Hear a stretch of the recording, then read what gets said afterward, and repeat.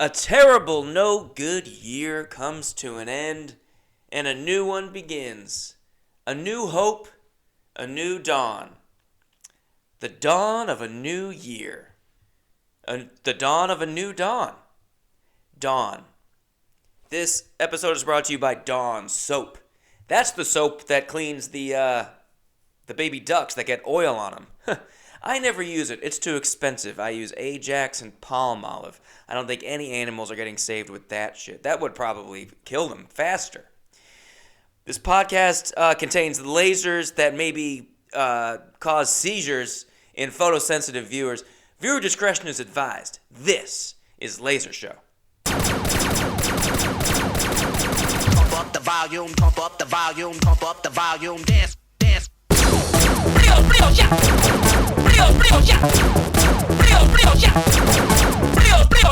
Good day, good morrow, good day, folks, and welcome. Folks with an X, by the way. Hey, I'm hip to it. Hey, I'm hip. Hey, I'm cool. I know it's folks with an X now, and it's Latinx. I want to send a special thanks to my Latinx folks who are laserheads, and that's laserheads with an X, because I'm woke. Welcome to episode 34 of Laser Show. I'm your host, Ryan O'Flanigan, Gucci Greatness, the Fabergé Fiend, Dr. Honey, Dr. Honey Beautiful, MD, Dr. Honey Beautiful, MD at law, Dr. Honey Beautiful at law, MD. BMI? Pretty good. Episode 34 of Laser Show is brought to you by my sponsors, Dawn Soap. Thank you for everything, Dawn. Thank you for cleaning up those little ducks. They were delicious. And also, Barb. Shout out, Barb. What up, little dude? Barb is a sponsor. Barb is also the commissioner of my fantasy football league and has now won the championship and taken all our money 2 years in a row. And don't think that the rest of us don't find that a little suspicious. That the person who's taken all our money and can control the whole league and can go in there and change the scores if she wants. Don't think the other 11 of us haven't taken that into account. We are 11 angry men. Like the movie -1. But also it's all women and then just me. Okay? Okay, little dude, we're wise to your stuff, okay? But thank you for being a sponsor. I also want to tell everyone to check out Ceiling Junkie on SoundCloud. Damn it, sorry I stuttered, Nicholas.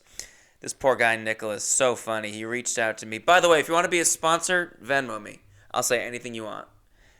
And Venmo me whatever you want. Starts at $500 though. Or whatever you got. I say $500 or whatever you got. I gotta give a shout out to Ceiling Junkie. This guy, Nicholas Flanigan. Dude, same as my last name, but without the O. Apostrophe. This guy reaches out. Sorry to use your full name, dude, but I think it's funny for the story. This guy reaches out. Nicholas Flanigan. He goes, hey man, would love like a shout out if you could shout out my band on your pod, I'll Venmo you. What's your Venmo? To be a sponsor. I go, dude, I must have been high or something. Or drunk or something. I don't remember this at all, but I responded to him. I go, dude, hey, Flanigan boys, all right. And then I just sent him my email address. And then forgot about that. And the next day, or a couple days later, get an email from this guy. And it just says, hey, man, thanks for your email. What's your Venmo, though? I was like, what? Who the hell is this? I look back at the message. Oh, shit, I gave this guy my email address? I just wasn't thinking. I just gave him my email. So now he has my email. Pretty easy to guess. But anyway, check out my good friend Nicholas Flanigan's band, Ceiling Junkie, on SoundCloud. SoundCloud. Get on SoundCloud. I don't have a SoundCloud, but I might get one just for Nick.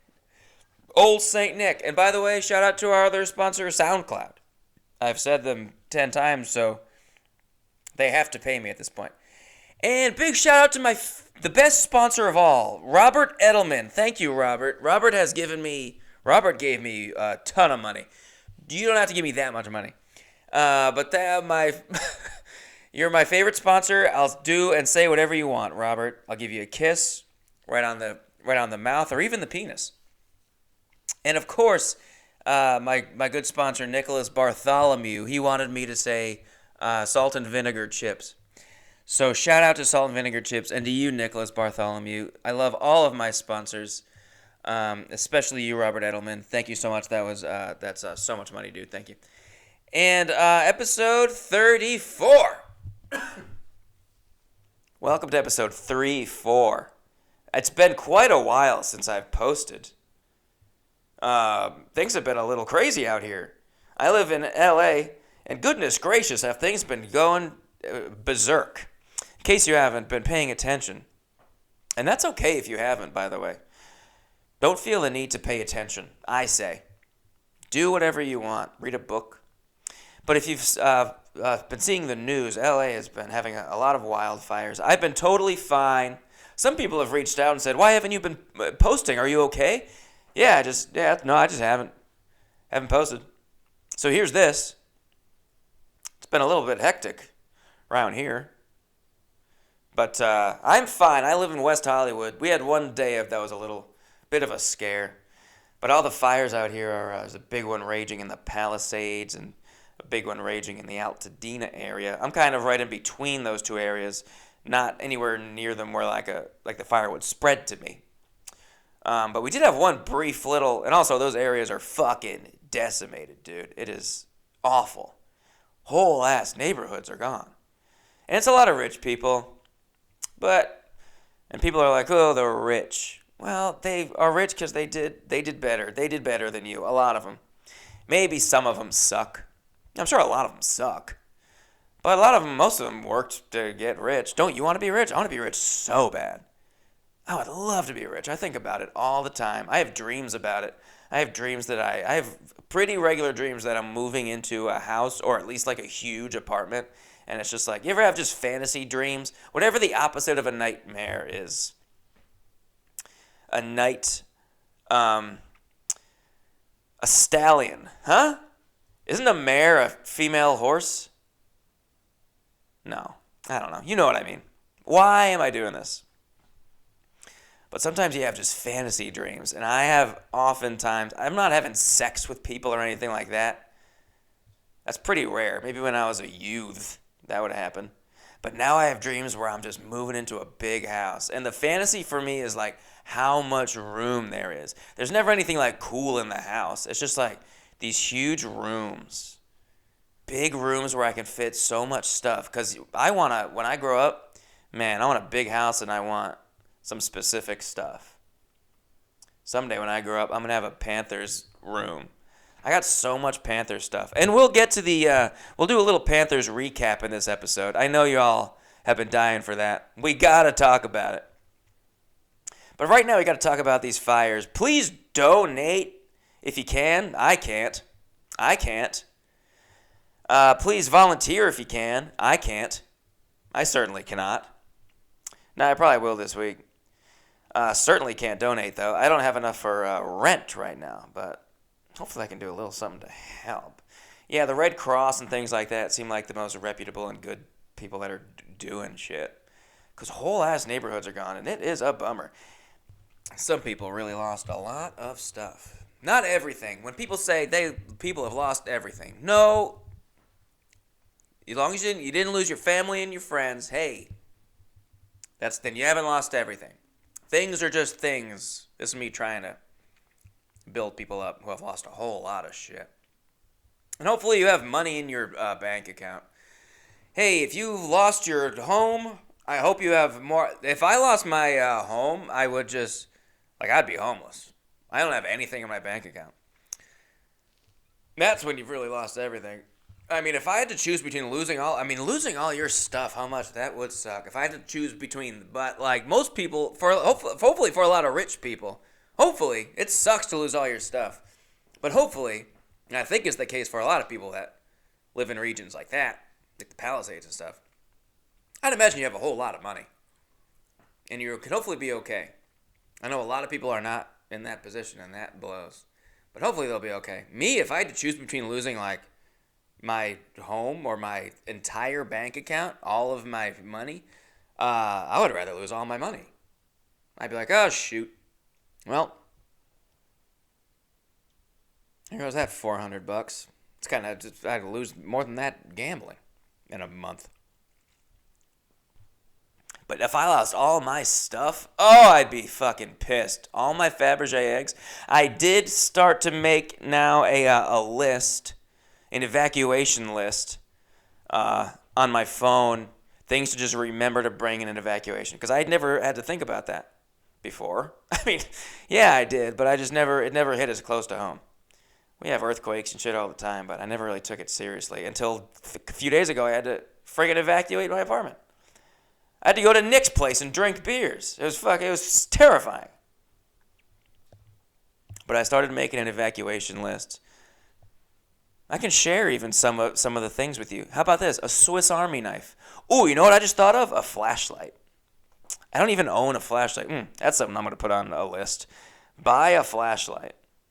And then put a flashlight also on my evacuation list. But how about this? A Swiss Army knife? One of the nice ones with the scissors in it. You're going to have to cut shit in the apocalypse, let me tell you that. My passport? I don't know why. I don't know why. I guess just because it's such a huge pain in the ass to have to get a new passport. That's it. But you're not going to need it, really, in a zombie apocalypse. Which is what I assume has been what's been happening. I assume these fires have been being caused by zombies. Because I ain't never seen no fires like this. But a few regions have been really decimated, and it does fucking suck. It sucks very bad. Palisades are sick. The school, I'm pretty sure the school where we filmed American Vandal, the high school where Mr. Kraz taught at, the school where we filmed a lot of the stuff, last I saw it was damaged. It might be totally burned down. I have to assume it's totally burned down because the Palisades just got wrecked. I mean, that school just... Let me see. Oh, it's significantly damaged, but it did survive. But the Palisades are beautiful. If you don't know the Palisades, they're out west. They're on the water. They're kind of like Malibu, and Malibu also got damaged. They're north of Santa Monica, where I frequent Santa Monica and Venice. Well, frequent. My friends that live in Venice would say I certainly don't frequent Venice. But for me, frequent a few times a year, I would call that frequenting because it's a long trip. Frankly, it's a pain in the ass to get there. But Palisades are right above that. So a lot of people that were affected. I mean, I've never seen a natural disaster that really affected so many people that I know so much. I know a couple of people that lost their whole ass house. I mean, Jesus. So I live in West Hollywood. We've been very lucky. We're kind of in the middle of all the fires, but not in any immediate danger. But you can see both of the fires from where I was. The Eaton Canyon fire, which is a big old fire to the east, and the Palisades fire to the west. You could see smoke from both of them, and they're like 5 miles away. More than that. They're like 10 miles away each. But boy, was that a lot of smoke. And there was one night on Wednesday night. So I live in West Hollywood, right under the West Hollywood Hills, right under Runyon Canyon, which is a popular hiking spot into the West Hollywood Hills there. On Wednesday night, I was at work. I work at a movie theater now. Oh, I got to tell you guys all about that. It's probably going to be a long episode. We got to talk about my movie theater job. I was working at the movie theater. It was a Wednesday night. Fires were raging all over the city. If you're going to see a movie that night, you're a psychopath. So there were not too many people at the theater that night. 2-3 people in each auditorium. And at one point, someone comes. Well, I got a text. I got a text from my landlord saying, "Whoa, fire in Runyon Canyon. Be prepared to evacuate." And the movie theater is about a mile from where I live. And so this fire breaks out, which is very close to where I live and very close to the theater. It's pretty much the fire breaks out right in between, right up on the hill, right in between these two places. I go, oh God, oh shit. And then someone comes running into the theater and goes, hey, comes up to, I was standing with the manager, comes right up to us, can I get a refund on a movie that I was going to see later? Because we can't see it now because there's a fire is happening right outside. And then I told my manager, yeah, I did just find out, yeah, there's a Runyon Canyon fire. And then people just start coming out of theaters and going, we just got a text, we have to evacuate, we got to go. People are just leaving the theater in the middle of the movie, trying to issue a bunch of refunds. We're panicking too. I can't give refunds because I don't have that kind of seniority. I have to call this 23-year-old supervisor over and go, hey, can you do a refund? I'm not allowed. I'm 36. People are leaving. We have to close. We get a call from, who knows, the mayor.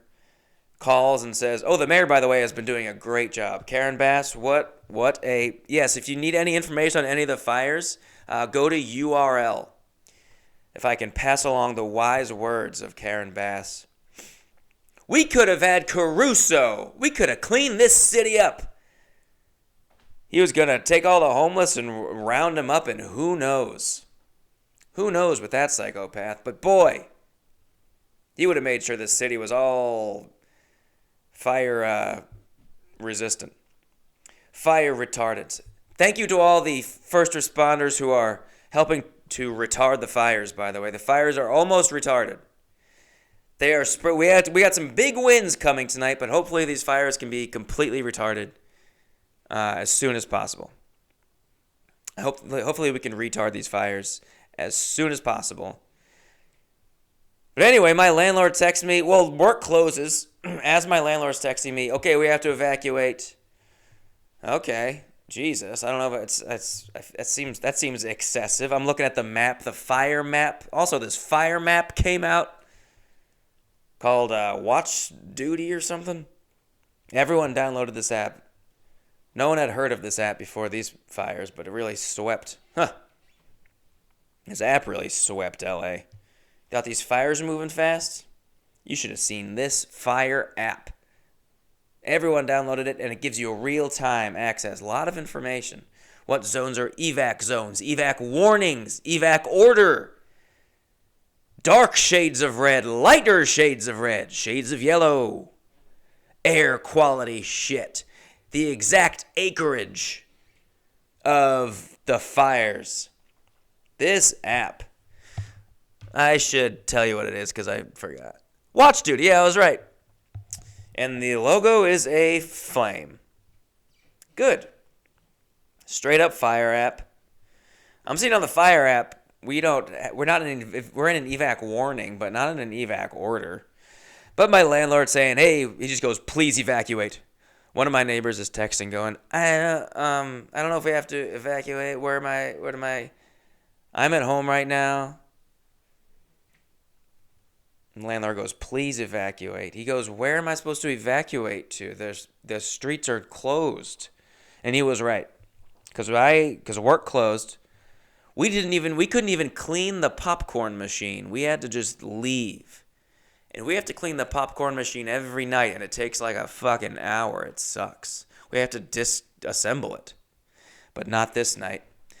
We get excused to go collect our things, which was great. I was going to have to work till like midnight. But my landlord says we have to evacuate, and I say, okay. So work closes. I grab my scooter. I scoot to work. I bought a electric scooter on Cyber Monday. 200 some odd bucks. Really kind of a piece of crap electric scooter. But it's my baby now, and I scooted the mile home, and it was pretty terrifying. It was apocalyptic. People were driving the roads were shut down, and they already had coned off a lot of stuff, trying to funnel everybody out of the Hollywood Hills. Just tens of thousands of people all coming down a few roads at once and just coming down the hill into West Hollywood where I am. And it was like there was no order. People were just panicking and trying to get around each other, and I'm just on my scooter trying to get through on the crosswalk. Cars are panicking. It's like Pakistan. People are just driving wherever they can drive to just try to get out. It was like Bangladesh on the streets of West Hollywood, the Sunset Fire. And there I was cruising down Sunset Boulevard of Sunset Fire fame, and the hills are aglow.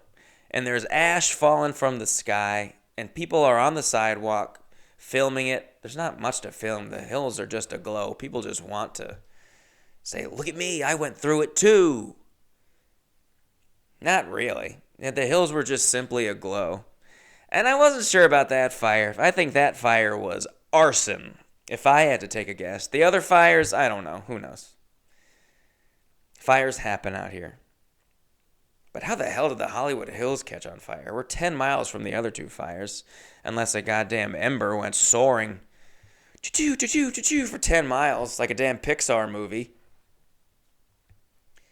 The little ember that could. And Hollywood is just so close to so many crazies.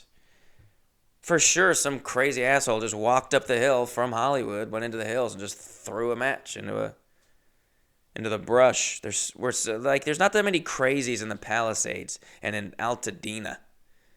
Those are like nice places. I mean, Altadena's a little bit. The Palisades are nice. Altadena's hilly. It is nice. It's a little bit more like backcountry out there. They're nature people. They're like hiker people. It is nice. I mean, there's nice-ass houses. But I'm in Hollywood, and it's not nice. It's just crazies, and it's cheaper housing. So someone for sure went up and just set that fire, no question about it. And they did a great job, because boy, did that fire rage. And that fire only got up to 42 acres, I think. And the Palisades fire right now is at like 22,000 acres burned. And Eaton Canyon was like 16,000 acres burned. And you look at it on a map, and it's just this huge swath of burnt and red. The heavy red zone on the Watch Duty app is just the size of fucking Manhattan. And you look at the pictures of it, it's whole neighborhoods burnt down and just brown. And that was the Palisades won 27,000 acres. And you look at a map and you look at the Sunset Fire, which only got up to 42 acres total. I think when I was like riding past it on my scooter, it was probably like maybe 15 or 20 acres. It was like nothing compared to the big ones, but it was the biggest fire I've ever seen in person. You look at this map of all these fires, and they're everywhere. There's more than just like the two big ones. There's the Hearst fire. There was some other fires. And there's a lot of tiny ones that are just a couple acres. Some of them even are just like 1 acre, 3 acres. And this one was 42 acres, and it was terrifying. It's an entire hill. It's the hill. It's the hill that I live next to every day. It's a big hill. It's like a rolling hill. And the whole thing was just aglow. And it was very bizarre. And there was ash falling from the sky, and I can't see anything as I'm putting my I don't have my glass. I have sunglasses, but I don't want to wear sunglasses at night while I'm scootering. That's unsafe. So I'm just getting this ash in my eyes as I'm scooting home as fast as I can, because my landlord is saying to evacuate, and I don't know where I'm gonna go. I gotta go to a friend's place, I suppose, but they don't live that far. What's the point of evacuating? And also on this map, I'm only in the yellow. I'm only in the warning zone. I'm like, do we have to go? But I don't want my landlord to get mad at me, so I'm like, okay, I'll just do what he says. I don't want to disobey. I'm trying to build up some good fortune, some goodwill between us, so that I can be loud and have parties late at night. But I get home, ash is falling. My friggin' neighbor Mark comes. He's just I'm unlocking my gate. He comes walking up with like groceries. He's just covered in ash. He's like, "It's crazy out there," and I'm like, "You're here? Get out of here!" Our other neighbor comes out the front door wearing a mask. He was the one who had texted earlier. Where am I supposed to go? I'm like, "You're staying too?" They're like, "Yeah, we're just gonna stay." I was like, "I'm gonna get out of here. I have a scooter, so like I should take advantage of my scooter." Because all these cars, they're stuck in the street. Their streets are closed down. I was like, I got a scooter. Only the scooterers can survive in this situation. Hey, at the very least, I got to practice. I pack a bag. I have a backpack. I just bring like a change of clothes and like my scooter charger, a phone charger. It wasn't much. Some toiletries. And like 4 beers, and I go to my friend Nick's. I went to my friend Nick's. Actually, if I can be honest with you, I started to scoot to Nick's. Traffic had been set free, and it was no longer super backed up. People had gotten out of there, and so then I just went back and I just got my car, and then I just drove. Oh, I got to tell you guys about my new car. I'll get to that in a minute. Yeah, I get to Nick's. We just hung out. Drank beers and talked, and then the evacuation order was lifted like pretty soon. I just like got to just go back home.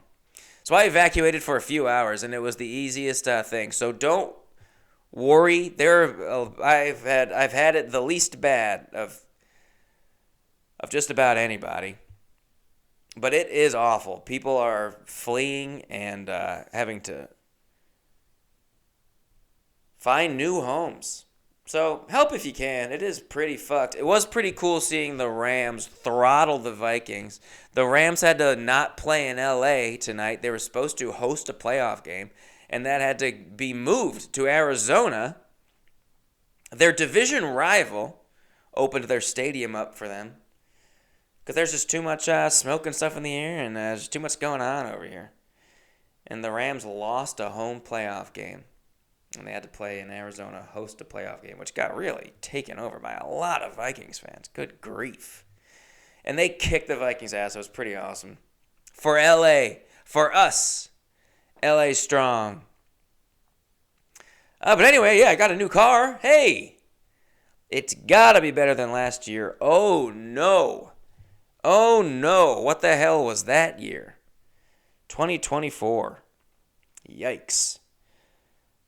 Career in turmoil. Plenty of other bummer stuff happened too that I don't feel like talking about. But 2025, I gotta have high hopes. It can't be worse. And let me tell you, it started off with a bang on January 6th, our holiday. I got a car. I got a 2000 Volvo S70. 203,000 miles on it. Runs like a dream, dude. Runs like a dream. Very smooth. I haven't had a car in 10 months. So I finally have a car. It's a beaut. I mean, yeah, it's old. I spent $2,000 on it. And so if for $2,000, hey, cheapers. If that car runs for like a year and then just dies, I think that's still worth it. Hopefully I can save up a little bit more this year. Have just a better year career-wise. And now I have this job. Yeah, I've been working at this movie theater. It's been interesting. It's been, I don't like having a job. I certainly don't like having a job. I would love to, you know what I was thinking? I would love to my dream is to just not do anything forever and just win the lottery. Like, that's my dream. And you know what? I never play the lottery. That's how much I don't pursue my dreams. That's like a little joke. I could do that. If you hear me do that on stage, some version of that, pretend like you haven't heard it before. There's something there. There's legs there. Haven't been pursuing my dreams. So I don't want to do anything. And so this is exactly how I'm going to say it. So then my dream is to win the lottery, but I never play the lotteries. That's how much I don't pursue my dreams. And I think I think I might open with that and close with it if I can, if I have time. Been working at a movie theater.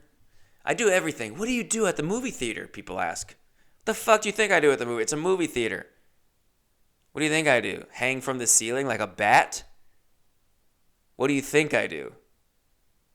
What do you think I eat the walls like a termite? I work in a movie theater. I do movie theater shit.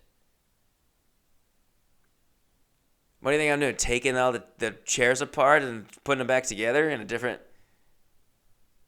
Rotating the legs of all the chairs in the lounge? What is that? What do you think I'm doing? I'm working at a movie theater. I am giving people popcorn.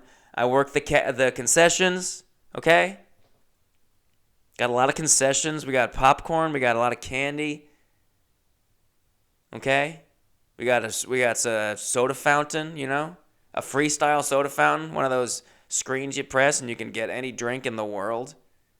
And I always wondered how those work. Now I know. It's little packets. The bottom of those things are filled with packets. And then you got to pump in high fructose corn syrup from a different room. But we got probably 30 or 40 little packets. I don't know what. The packets are just this juice. This thick, viscous juice. And that gets mixed in with your... some sort of a soda water deal, and then pump in some high fructose corn syrup. Boom, you get exactly what you asked for. It's the best way I can explain it is that it is magic. But we also have a bar. We can also serve you at concessions. We have draft beer, we have canned and bottled beer, and we have canned cocktails, and we have wine. And we have a full kitchen with like pizza, burgers, wings, tenders, some fancy shit, some mac and cheese bites, avocado bites, spring rolls, egg rolls, pretzel bites. If you want something bad, don't get the pretzel bites. There's a lot of shit going on here, okay? At concessions alone. But then I'm also I'm constantly cleaning. That's pretty much what usher is. There's a lot of positions you can have. You can work concessions, okay? That's what I was discussing. And that's, the transactions. You sell movie tickets at concessions for people that haven't bought their ticket yet. Give them a seat. It's an assigned seat type of theater. Give them a seat. Sometimes you give them a senior discount. Know how much our senior discount is? 50 cents. You get 50 cents off if you're a senior. Congratulations on making it that far.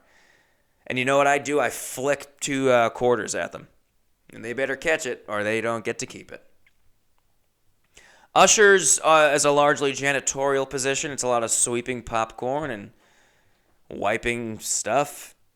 And, checking on the theaters. You're scanning people's tickets, that pre-bought tickets. Cool. That's honestly the best. That's the easiest.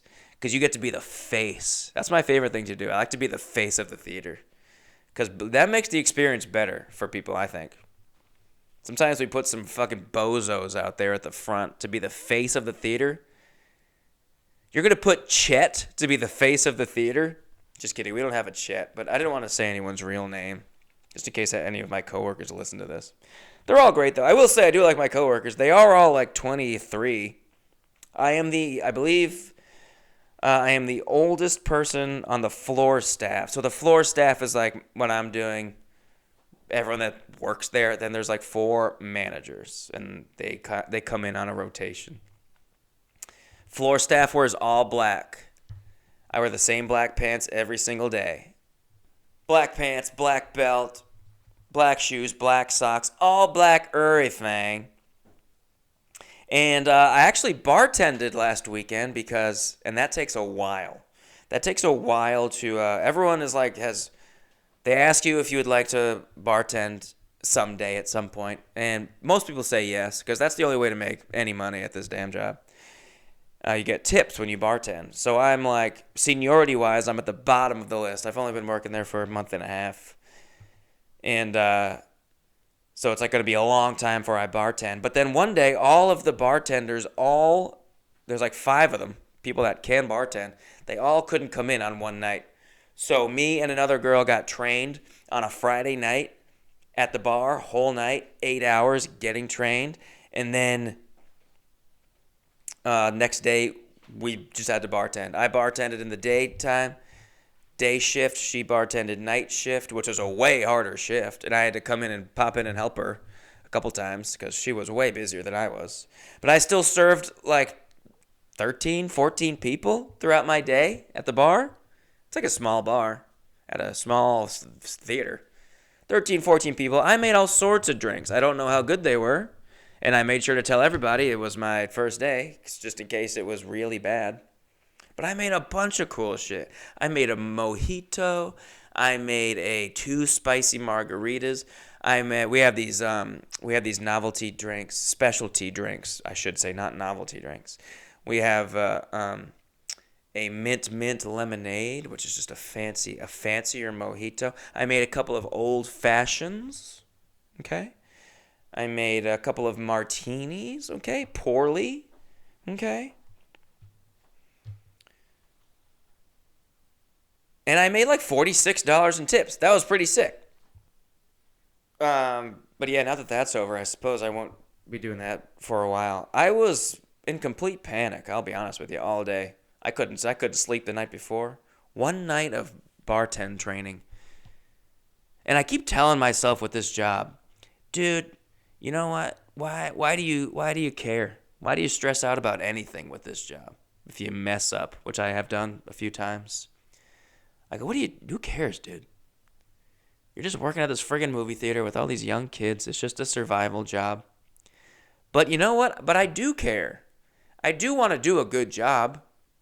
These people took a flyer on me hiring me. I have nothing on my resume. I only got hired because the manager who was doing the hiring knew the overly excited tourist. Let's be real. And they wanted people with completely open schedules. That's me.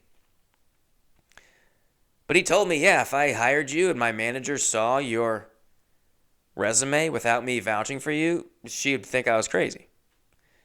Why would you hire this guy? Yeah, I haven't had a day job in like 10 years.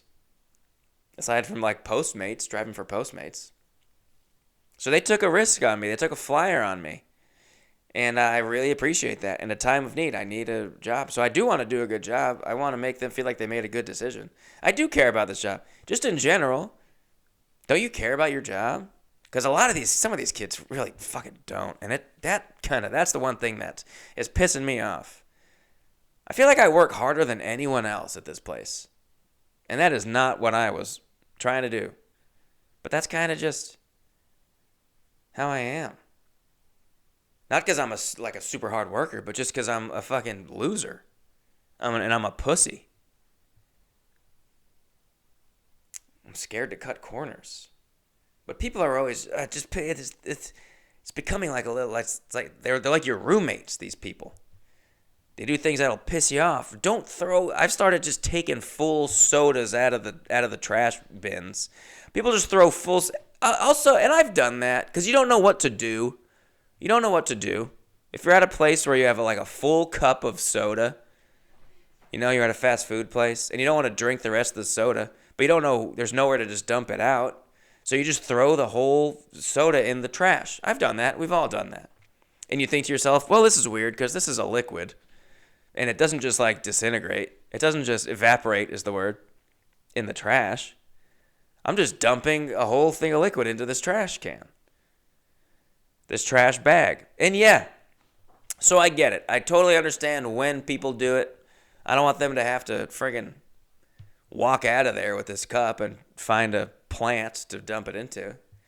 Yeah, just throw it in. I mean, ideally, they would leave it on a shelf. There is a shelf when you walk out of the theater, and there's a little space between the doors entering each auditorium. When there's a little shelf in there, people leave their glasses there sometimes.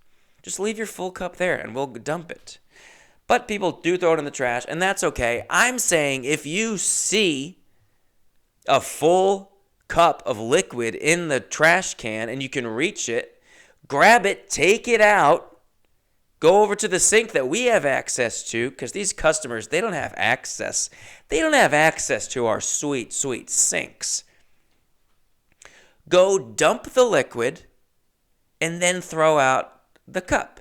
But not only do people not do that, people actively throw employees We'll take a cup off a shelf or whatever and throw it into the trash can. Bro, these trash cans leak like you've never seen. And guess who's taking out the trash more than anyone else at this place? It's me. And boy, does it spill all over the place. Ain't nothing worse than taking the bag out of the trash can and it's dripping.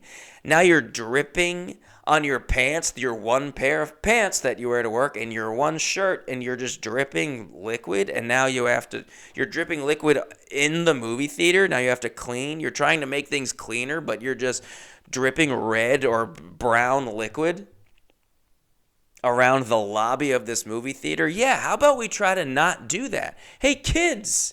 Hey, 23-year-olds. Welcome to the workforce. I'm new to this too, but I'm a middle-aged man now. And there are things that annoy me that I think would be really easy to fix. And one of them is if you see a full cup of liquid in the trash can, take it out. Now, one perk of this job is that people oftentimes leave behind candy, and boy, have I been eating a lot of candy. We don't get anything for free except popcorn and soda, and that's cool. I don't really eat popcorn myself. I think it's gay. And I don't drink soda, except now I have been. But we don't get any free candy, of course. Candy is like expensive. This place, oh my God, we have some $10 candy bars. Most of the candy is like $6, but we have some Tony's Chocolonis. We got some Chewaos. We have some like $10, $11 candy bars at this place. But sometimes so we can't just like eat the candy. That would be sick though. But sometimes people just leave behind like whole bags of candy. And if I see that when I'm cleaning a theater afterwards, yoink. Yoink. You know, if it's like gone or mostly gone, or just gross, of course. But if someone leaves behind like a nice, clean, with a Ziploc seal even sometimes, or a nice box that they didn't damn touch. I just took home some Milk Duds the other day. It seems like they must have eaten 2 or 3 Milk Duds. Do I like Milk Duds? No one likes Milk Duds. What a weird thing to chew on. Why would you want to chew that hard on for fun? For enjoyment. They taste great. Why do you make them so hard to chew? Those are duds. Those are duds in the candy world. But I've been gaining weight. I have been eating a lot of candy. I've been eating so much candy. Because when I bring home sometimes the Milk Duds night, I also brought home these nice, these peaches. You know, these gummy peaches? Oh, they were nice. Someone left behind a whole Ziploc bag that they brought in. We don't sell those, by the way. A lot of people will bring in their own stuff, and we don't sell it. And I always go, hey, what the fuck do you think you're doing? What the fuck? Get on the ground! I'm the only one that cares enough to tackle these people and pin them on the ground and make me give them their peach rings. But when I bring candy home, it goes quick. It's like it doesn't count. It doesn't count when it's like holiday calories. It's the holidays. It doesn't count. You can eat some pumpkin pie. Hey, Christmas calories don't count. Well, neither do movie theater candy that I didn't pay for. And I worked all day, and I earned it because I'm cleaning this theater, which is burning calories, and I'm just doing slave work. This candy is I think is good actually. It's actually good for my body. It's replacing necessary sugar. Because I'm losing a lot of sugar in my body, I think, working this job. It's very physical. It's largely janitorial. And I'm losing a lot of sugar because I'm losing so much joy. There's so much joy seeping from my body, and I think that is lowering my blood sugar. I think that's how that works. I am a doctor. I am Dr. Honey Beautiful at Law, MD. But yeah, it's been okay. I'll just, I'll be there. I'll be there for a while. Come on by. I've seen plenty of people. I saw John Stamos once. Nicole Kidman came in a couple weeks ago to do a Q&A for a Baby Girl. Nicole Kidman, our nemesis. She's an AMC cunt. How dare she show her face at... Oh, I can't. I'm not even going to say the name of my theater. I don't want people coming in. I saw John Stamos come in. I saw... Wow, I saw Theon Greyjoy from Game of Thrones. Always weird seeing... Always, like it's ever happened. It's the first time it's ever happened. But seeing a Game of Thrones actor in real life, very jarring. Seeing John Stamos in real life I felt right at home. I felt immediately comfortable in his eyes. He walked up the stairs. I was greeting. I got to be the ticket taker. I was John Stamos's first person he got to experience, and I think he had a great time because of me. I said, "Hey, John Stamos." No, I didn't say that. I didn't want to say that. That was popped right in. I wanted to be like, "Oh, what's up, John Stamos?" That's what you want to say when it's John Stamos. But I didn't say his name or anything. I said, "Hey, how's it going? Check-in is over here." He was there for like a special event. But I saw Theon Greyjoy. His accent. These poor people that were doing. I didn't talk to him, but I was watching my coworkers try to take his popcorn order, which was a very easy, simple order. But man, he has a thick accent. They couldn't hear him. My coworkers wearing a mask couldn't hear her. It was a disaster. But it's so weird seeing him in person. I'm like, that's Theon. That's Reek. He got his dick cut off. What is he doing here? Doesn't he have to go deal with having no dick? He's got to go put some ointment on it or something?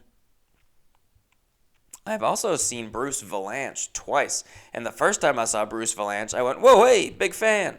And no, I'm not. I'm not a fan of Bruce Valance. I only know Bruce Valance from Hollywood Squares. I don't know anything else he's done at all. But I just know he's Bruce Valance, and he's kind of like a goof. And I saw him and said, "Hey, big fan." He goes, "Oh, thank you." Gave me a little pat on the arm. And then he came in, and then my coworker was like, "Yeah, he comes here all the time." I was like, "Oh, cool." Then he came in like a week later. Comes to my register. I go, "Hey, how's it going?" And he goes, "Hey, you were here last time, right?" He remembered me. Bruce Valance. Then he made some little joke. I forget. I think we had a nice little playful little homoerotic little back and forth. Me and BV. But he remembered me. Now I'm in with Bruce Valance. He's my boyfriend now. Bruce is my boyfriend, hands off. But it's mostly been fine. It's mostly been fine. Nice to be part of a team. What else has happened? Oh, the Panthers season has come to an end. Can I just briefly acknowledge just my Panthers Futures episode and every single Futures bet I made? If you listen to that episode, every single bet I gave out to, hey, trust me on these bets, get in on these bets, every single one of them was wrong. But can we acknowledge that if the Panthers had played all year the way they played in the last 9 weeks of the season, which is how I thought they were going to play, and I think it was reasonable to think that,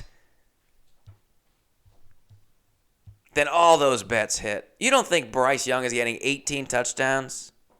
You don't think Deontay Johnson, who had 3 touchdowns in 8 games, you don't think he's going to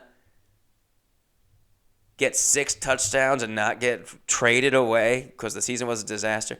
But we had such a horrific start to the season that everything got totally fucked. And by the time we had figured it out, it was too late. You don't think Dave Canales is getting Coach of the Year? I mean, easy peasy stuff. I mean, Bryce Young to get 3,200 yards, to get 18 touchdowns. These are for sure going to happen if he played if he had believed in himself the way that I believed in him. And lo and behold, guess who's good at football? Guess who won the Heisman Trophy at Alabama and won a national championship? And guess what? He's actually good at football, and it doesn't matter that he's fucking small. Can you believe it? Turns out he's good. Guess how many batted passes Bryce Young had this year at the line of scrimmage?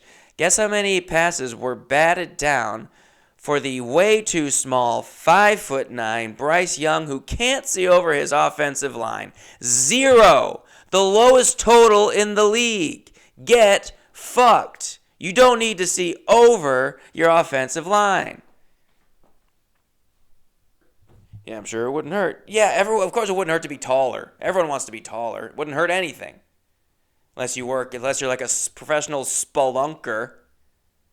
In what way does being tall hurt? Everyone wants to be tall. God, I want to be tall so bad. I want to be 6'10" so bad. I want to tower over everyone. Girls like tall guys because I think they think that because their body is big, they're going to have a big schlong. And honestly, makes sense. I don't know if that's true or not, but it would make sense. They're a bigger person. I'm small and my schlong is small, even for my size probably.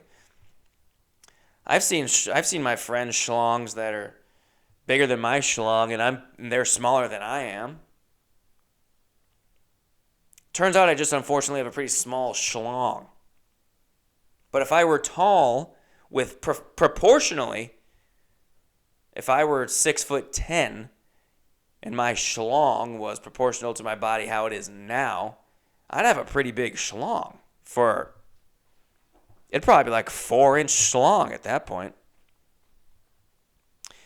Anyhow, I'm sorry about those bets, but hey, don't even worry about it. We're going to do another Panthers season preview 2025. What other things did I want to talk about? I wrote some things. I know I'm getting pretty long in the tooth here. How long have I been recording on this one? Oh, that's not bad. Oh, that's fine. I got plenty of time. Okay, LA Fires, yes. Okay, Panthers Futures, the Tim Piercing, the Volvo. And, I wanted to tell you guys about, I went home for Christmas. I got to tell you guys about this. This will be probably my final story. I went home for Christmas. I'm from Massachusetts. And I went home for I've been going home like every other year ever since COVID. It's just too much. Traveling home for Christmas is a pain. The travel is a pain. And then being there is great. Being home for Christmas is great. They have got to figure that out. Hey, they just figured out an iPhone toaster. Do you guys see the iPhone toaster? Charges your iPhone in 2 seconds. And it's shaped like a toaster. And it's because it's just a huge, I think it's like 5 different like chargers at once or something. A huge battery charging battery. It's a toaster. Shove your phone in it. 2 seconds flat. Boop. Bada bing, bada boom. So we're not too far off from being able to get from LA to Massachusetts in 2 seconds. I think. We need to find just like a toaster, a travel toaster that you stick your body in. I guess a cannon. I guess I'm thinking of a cannon.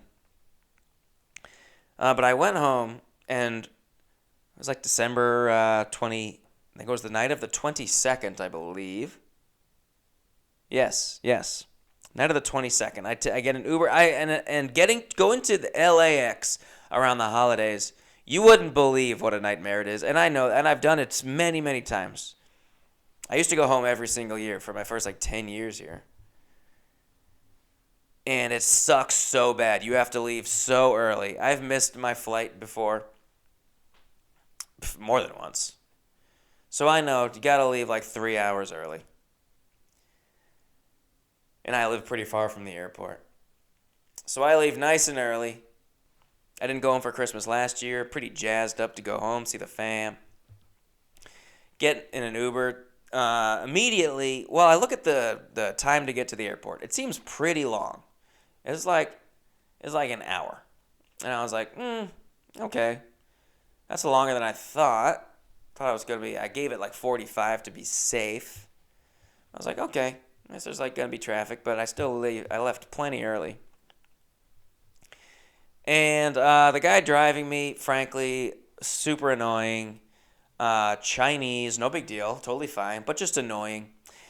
And he was, he'd only been in LA for 10 years or so. His English was really good. There was no accent, but just the way he phrased things was just a little bit off. So I think he was very smart, and I think he probably wanted to talk to kind of practice his English maybe, but he was just so awkward, and I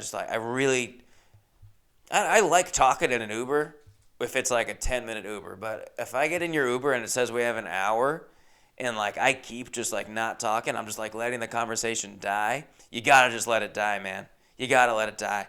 But he couldn't. I was being polite and responding a little bit and like being friendly. Then I would just let it die. And then, dude, there's 53 more minutes in this ride. I clearly don't want to talk. So, and he kept just like, he would let it be quiet for like 15 seconds. And then, so what would you say is, and he was just asking like the weirdest questions.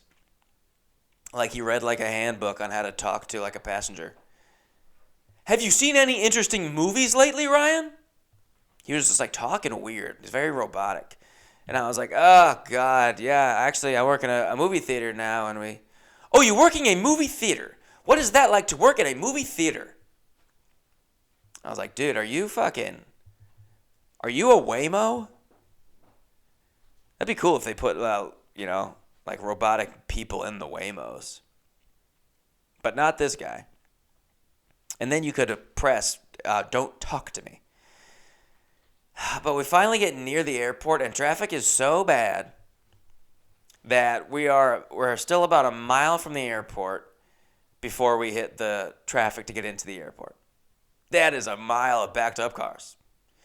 And I'm like, oh man, this started a lot sooner than. And the reason being, they've been doing construction at LAX for years now. Seems like they're always doing it, but it's ramped up in recent years because they're trying to get ready for the Olympics, I guess. Trying to make it as nice and new and streamlined as possible for when the Olympics come to town. I guess that's what people say. I think it's been under construction the entire time I've lived here, and it's like fine, whatever. I think it sucks either way. I think the LAX traffic is gonna suck either. I don't think any construction is gonna fix that. I don't understand what they're going to do to fix that. I don't know. I don't think they're even fixing the traffic. I think they just want it to look nicer for the Olympics. I don't think they're trying to. There's not really much you can do as far as getting people through it. And it's a nightmare. It's a goddamn nightmare airport. Big loop, like most airports, big loop. But everyone's trying to change lanes and merge, and you can't park anywhere. I'm trying to get over 5 lanes of traffic so I can go park and drop someone off in this zone that people are going to be yelling at you as soon as you park. You can't park there. Where do I park? Where am I supposed to go? Everyone's stressed out and beeping, and it's awful. We're about a mile from that. And I go, oh, Jesus Christ. And this guy is just being so annoying, asking me questions. What is your top 5 favorite fast foods in Los Angeles? I had one passenger that said Carl's Jr. I thought that was very interesting. I've never had Carl's Jr. I like here's what he said. I was like, I don't know, dude, Wendys. He was like, recently a passenger said Wendys as well. I thought that was very interesting. My answer would have to be Chick-fil-A. And I always get the Cobb salad. I was like, okay, let me out of this car, dude. You go to Chick-fil-A and you get a Cobb salad? You want me to think that you're human? I go, hey man, I think I might be faster. I kind of started like joking about it at first, half joking. I might have to get out and walk. Because like, dude, traffic's just not moving. And it's like, I mean, we have been sitting in one spot for several minutes. 10 minutes, car not moving. Clock is ticking. And getting into once I get to the airport, it's going to be like tough. Lines are going to be really long. So I'm like, oh shit, this might be kind of close. I'm like, should I go? I might just have to get my suitcase to start walking, right? And he was like, well, it's very cold out. And you with a big suitcase, I don't think that would be safe. It is like 62 degrees. It's just a suitcase. But I was like, all right, yeah. Allow me to safely, please, bring you to the terminal. It's like, sure, man, yeah, okay. But then like 20 minutes go by and we've gone so little length that eventually I go, hey man, listen, seriously, I'm going to get out and I need to just walk because it's like, this is not moving. And he was like, okay, I understand. Let me pull over and find a side road where I can pull over safely. And I'm like, yeah, like, don't you want that? You're fucking driving. You're just not making any money right now. You should go get off of this street. Get out of here. Get away from the airport. Finally, he lets me go. I get my suitcase. And I'm hoofing it. I mean, it's like 3/4 of a mile to the damn airport. And I actually get there in time. I get there I'm like 40 minutes before my flight. And they stop boarding 15 minutes before the flight, as you very well know. I go, okay. And I'm pre-check. I could probably haul ass, get through, make it just in time. Nighttime flight. It's like a 10 p.m. flight. A red eye. And I get there. I go to check my bag. Guess what? It's too late to check my bag. There's 40 minutes until I was 5 minutes too late to check my bag. And she goes, yeah, it's 45 minutes before the flight. First of all, getting to talk to this woman, because I tried to just tag my bag at like the kiosk. It goes, you can't. It's too late. I go, what do you mean it's too goddamn late? So I had to get in line and talk to the lady. And I could not believe how long people are talking to this poor woman. I mean, it has got to suck to work at the airport during the holidays. If anyone's seen Carry On, boy, does it suck. And they harp on it. They have whole crowds of people screaming at TSA, an angry mob of people, like it's a fucking Palestine protest, just yelling at TSA workers who say that their flight's going to be delayed. Very realistic movie. But this poor lady, people are just talking to her so much. I get up to her. I go, hey, the kiosk won't let me print out my bag tag. She tries to do it herself. She goes, oh, it's too late. It's 45 minutes before. And I was like, just to check the bag? Isn't it supposed to be 15 minutes? She goes, yeah, to get on the plane is 15 minutes, but to check a bag, because it has to go through a bunch of stuff. I'm like, fuck. So you're saying, like, if I didn't check a bag, so if I didn't have this bag, you would let me go through? And she was like, yeah. If you want to leave that bag with whoever just dropped you off, and they can ship it to you or whatever, I'm like, yeah. Let me go track down Mr. Roboto. And that wasn't supposed to be racist. That was because he was talking like a robot. Okay? Okay, Latinx? Okay, folks? I said, no, that was an Uber. He's gone. I have to just get on the next flight. When's the next flight? Are there any more tonight? I don't mind doing a layover somewhere. She goes, there's nothing more tonight. I go, fuck. She goes, next one's at 8 a.m. I can put you on standby at 8 a.m. I'm like, yeah, fine, do that. Great. She goes, I would get here like by 6. The morning is even worse. I'm like, Jesus. So at this point, I just took a $75 Uber to the airport. My options are to sleep in the airport. I really would rather not. Or I can Uber all the way back home for another $75 and then Uber back here in 2 hours, 3 hours, 4 hours, whatever it is, for another whatever it costs. Or I can get a hotel that's kind of close. I've never done that. I thought, yeah, I'll just do that. Let me look at I'll just stay in a friggin' hotel for the night by LAX, even though I live in LA. I found a cheap travel lodge by the airport. It's like $95 or something. And that's cheaper than Ubering all the way home. And I would have to wake up so early to Uber all the way back. It's just like, I would get like 1 hour of sleep. Want to leave at like 5 a.m. So I was like, all right, I'll stay at this travel lodge. It's about a mile south of the airport. I'll stay at this I'm lucky. It's close and it's cheap. I can lay my weary head, and hopefully get on that 8 a.m. in the morning. So I pay for a night. I think it was on Hotel Tonight. Yeah, it was. It was on Hotel Tonight. And I get a room at the travel lodge, and I look at Google Maps, and Google Maps is telling me that I can't walk that straight line. It's a straight line down from the airport.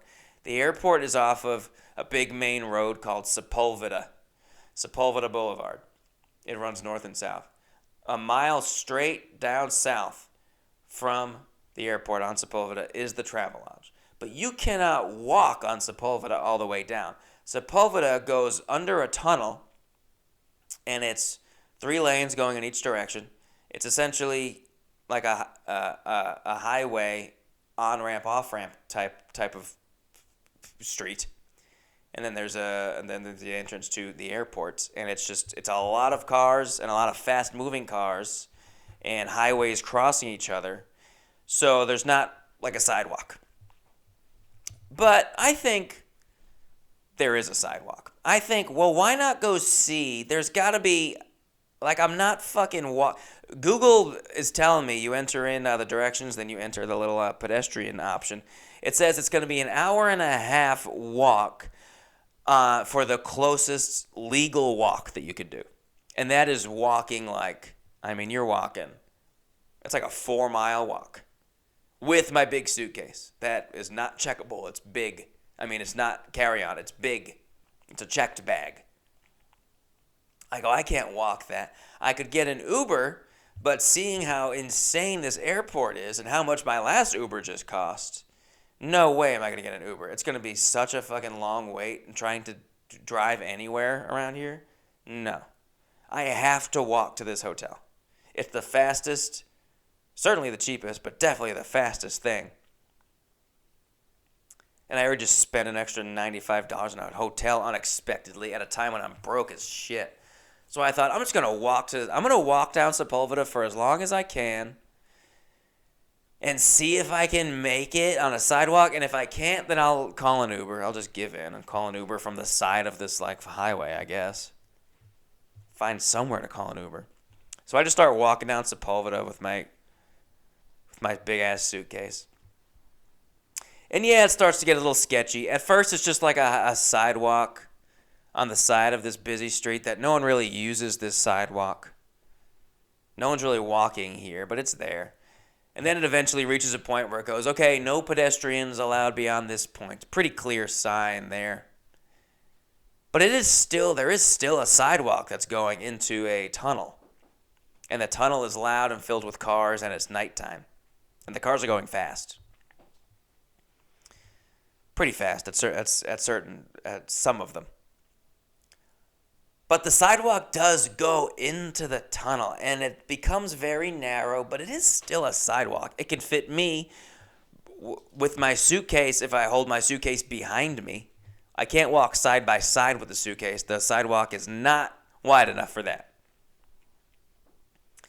But I can walk into this yellowly lit tunnel onto this narrow sidewalk with my suitcase. And so I do that, and boy, is it loud in there. It's loud, and it's very scary, and it's very windy, and it's like dripping wet. There's like sludge dripping from the ceiling. The sidewalk is very wet and kind of muddy. But there is still like graffiti. And at one point I get to there's like a little outpost, like a little a room, I guess. A little stand where I don't know where it's like for employees to be in the tunnel for some sort of tunnel maintenance kind of room, and it says high voltage, and then the sidewalk ends there. But there's a little teeny hallway going around that. I say, well, let me go see what's in that hallway. I go, okay, let me go past this high voltage sign, go down this other side hallway, and there's just human shit there. Which, that's a bummer, but it does tell me, okay, people have been here. It is not that crazy. It's not like I'm walking onto like the tarmac at the airport. And I'm like, oh shit, am I not supposed to be walking here? I was just trying to walk to the travel lodge, and this was like the fastest way. It is, people have been walking here. And there's no one around, of course, but there is human shit that didn't seem that old. And there's graffiti on the walls at some point. So I'm like, okay, it's been done. I don't know what happened to these people. They might be dead and gone. But I get around this tunnel. It spits me back out into the through this hallway. It spits me back out into the tunnel, and I start walking down this sidewalk and driving through this tunnel, which I've done many a time. Driving through this tunnel takes 10 seconds, but walking through this tunnel with your suitcase takes an eternity. It took about 15 minutes. I took a video. I'll post the video. I'm going to post a video of that in the tunnel. When I post this on Instagram, I'm going to post that. I'm going to post my new car. I'm going to show you guys my new car. And whatever else I talked about, I'll figure it out when I post. But it's about a 15-minute walk. And then when you get to the end, it's just Sepulveda becomes a, half of it just turns into a highway on-ramp. And cars are entering that on-ramp at like 50 miles an hour.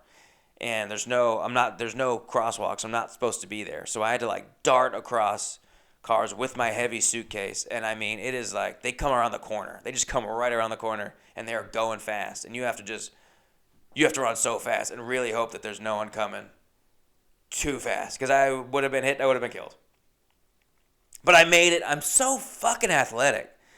People who think I'm not athletic as shit, stop hating, man. I'm tired of all the comments, people going, "You're not athletic." By the way, feel free to comment if you made it to the elk, if you get to the end of this, okay? There's not been a lot of made it to the elk comments lately, probably because I haven't been posting any podcasts lately, but feel free, my elk heads, to let me know if you made it to the elk. Anywhere. Hey, if you see me in person, go, "Hey, bro, made it to the elk." Hey, if you know, you know. And guess what? If you don't know, there's nothing to know. It makes no sense. I just like when people make it to the elk. There's always an elk at the end. And I think that's how life is going to be. There's an elk at the end of the tunnel. And it almost happened to me when I got hit by one of these highway on-ramp cars. I almost saw the great elk in the sky, let me tell you. But I made it to the Travelodge. Ooh, the Travelodge by the LAX. Oh, God. They gave me a room. Very nice girl at the front gave me a room, and then I got to the room, and it had not been turned over. It was just, I just opened the door, and I was like, "Oh, shoot, hello?" The bed was like not made. There was just trash on the ground. There was a rose on the side table, an old rose. So someone had definitely like just fucked in that bed. And I go back, and there was someone else checking in, and I had to go to the front and go, "Hey, my room has not been turned over." And she goes, "I'm so sorry. They said they did it." Gave me a new room. And she was like, "If you have any problems with this one, just call me." Because I think I definitely called her out in front of that other guest. I went, "Hey, I just got to my room, and there's just trash on the ground and a rose on the side table." She was like, "Shush, shush, shush. It's the fucking Travelodge by LAX. What do you expect?" And I almost got some food at that hotel. They have in their lobby. They got some, instant ramen. I go, "Can I buy some food?" She goes, "Don't buy the food from here. There's a gas station right next door. Let's go to that. It's cheaper." I go, "Okay, geez, I appreciate your honesty." I do say that at work sometimes too. We have some insane things that we sell. I told you our Tony's Chocolonely is like $11 or $12. Our small popcorn is $10, and it's popcorn. When it gets into your stomach and breaks down, it's the size of a dime. It's popcorn. It weighs nothing. And we charge you $10 for it. Loser. So I appreciate when someone is honest with me. So I go to the gas station and I got a muffin. I just got a blueberry. I love blueberry muffins. And then the next morning I got up. And here's what's cool about this place. Shuttle to the airport. So I don't have to walk back through the tunnel the next day. Shuttle to the airport. And the shuttle is at capacity. Every single seat was full of people that stayed at the Travelodge because they had missed their flight the night before. And we were all just talking about it. And this girl was like, "It was on the news. The line of traffic to get to the airport, it was on the news." And it was 5 in the morning. I didn't say a damn word to anybody. I would give the occasional, "Yeah." Right. It's dark. It's still dark. Don't talk to people when it's still dark in the morning. Nighttime, fine. Morning dark, don't stop trying to get a conversation going in the airport shuttle, please. Made it to the 8 a.m., got on standby, didn't make it. Didn't make the flight to Boston. Had to go to American Airlines customer service. And the woman says, "Yeah, Boston," here's a little fun fact for everyone, for all you laser heads. You will learn something. She goes, "Yeah, the Boston flights are the hardest flights to do to get on standby. Because Boston people always show up." She goes, "No one ever gets on a standby for Boston." Isn't that crazy? I don't know I guess I never thought about it. Are Boston people very punctual? Maybe they're just like very high anxiety people. They get to the airport so damn early. Not me. Not me. I've missed many flights to Boston. I'm always texting my dad. Well, missed one. Can you pick me up from the train station in tomorrow? Actually, I fucked that up. One time I fell asleep at the gate. I made it to the gate. I was so early that I fell asleep at the gate, and I was sitting in the chair at the gate, the seat in the gate that was the closest to the person, the desk. And every section was called, every group was called for this flight, 1 through 7, and they all got on the plane and walked right by me asleep, sitting literally the closest seat to the front desk at this gate. Everyone walked past me and got on that plane, and the plane flew away.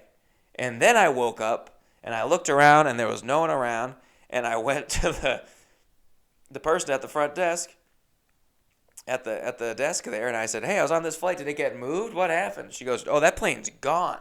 Everyone got on that plane, and it's gone. I'm sorry. She goes, we were calling you on the intercom, on the speaker. We were calling you. I go, oh, I appreciate that, but did anyone want to, where do you draw the line between don't wake up a sleeping stranger and that guy is sitting in the seat that's closest to the gate?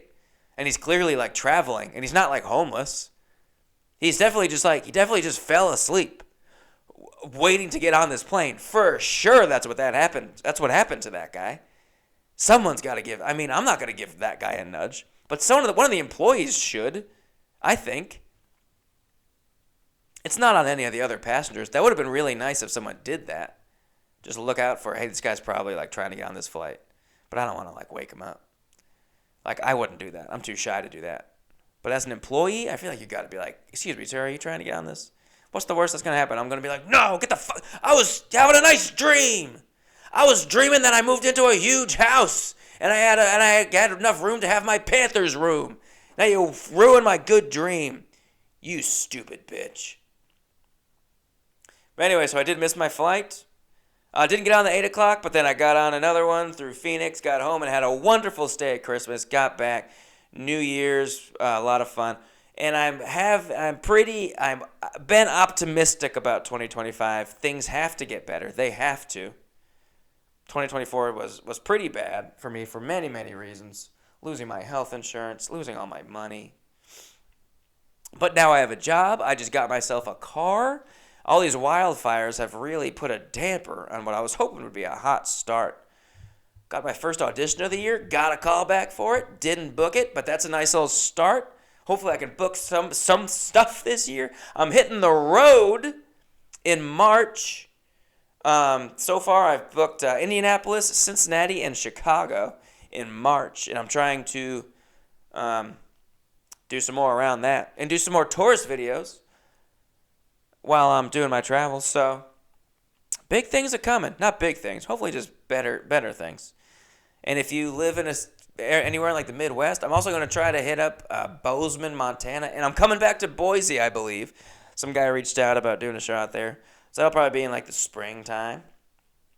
But yeah, if you live anywhere remotely close to there and have a venue or any ideas for venues, but mostly if you know anyone who owns a place who has a microphone and want to do a show, I'm pretty cheap. But yeah, that's kind of a little catch-up on my life. That's a little bit of catch-up on my life. Just a little droplet, a little dollop, and a little bit of honey mustard. Oh, and don't you even question whether we have honey mustard, barbecue, and ranch packets for our chicken tenders at the theater. Please come on by. Half price Wednesdays. Thank you for listening to episode 34 of Laser Show. Thank you to my sponsors, Sweet Barb, Little Dude, the Ceiling Junkie. Check out Ceiling Junkie on SoundCloud. I'm going to check them out right after this. I might even put a little picture of it when I post on Instagram. How about that, Nicholas, huh? I'll do that.